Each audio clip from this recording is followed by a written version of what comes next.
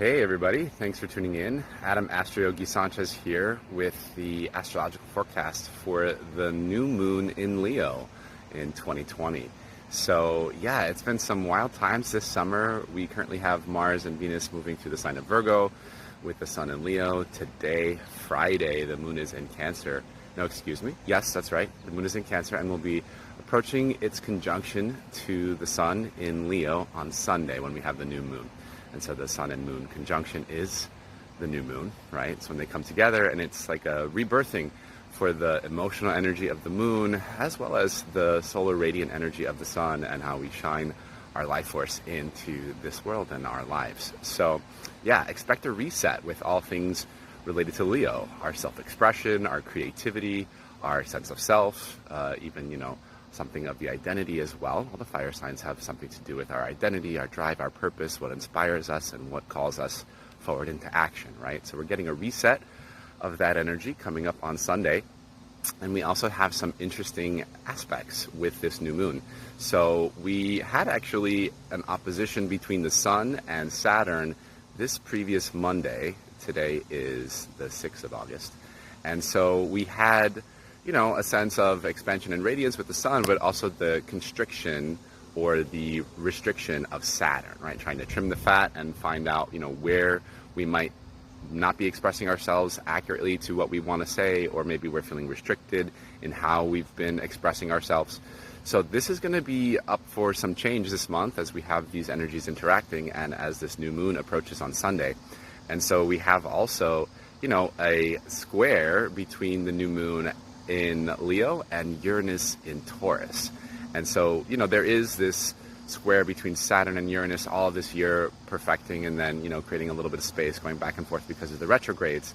And so that's still somewhat in the mix. So there's something of a T-square between an almost opposition with the sun and moon and in Leo and then Saturn in Aquarius, and then both of those squaring Uranus and Taurus. So there's this, changing of the old guard, finding the new and the innovative, but we might even find ourselves a little bit rebellious with all of these things and feeling like we really want to push back against these systems, but also feeling really restricted by them and not knowing exactly where our self-expression fits into all of it, or even how to find our self-expression in the midst of all of this restriction. But the awakening and breaking free energy of Uranus in Taurus is going to help us to do that as we find new ways to feel comfortable in our resources, as Taurus is all about.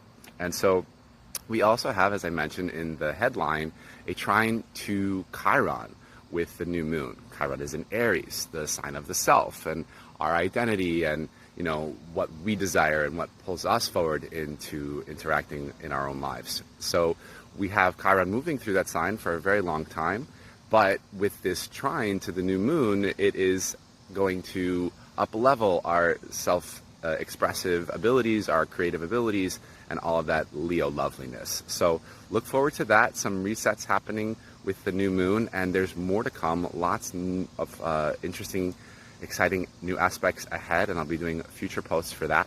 But I also wanted to make a special offer. If you've yet to receive any one of my astrology readings, I have a special offer for new clients to receive an extra 30 minutes at 50% off. So a 90-minute session at a 50% discount. And then if you're an old client, I'm also offering specials as well. So reach out, let me know if you'd like some feedback, some insight into your soul's evolutionary process at this time, the transits and the, understanding of where astrology has information to offer us in our soul's journey and how it can be relevant to unlock certain keys that we have within that maybe we didn't even know were there, or we've been working with for a while but just need that pivotal piece of information to set the whole system ablaze with light and love. So reach out for those if you have any questions or interest. What do you see showing up for you with these transits? Are you experiencing some restriction with the structures of your life and a calling to express more of yourself inside of that and break free from those restrictions? And what new projects in your self-expression and creativity would you like to seed with this new moon? Because the new moon is always a time for seeding the new.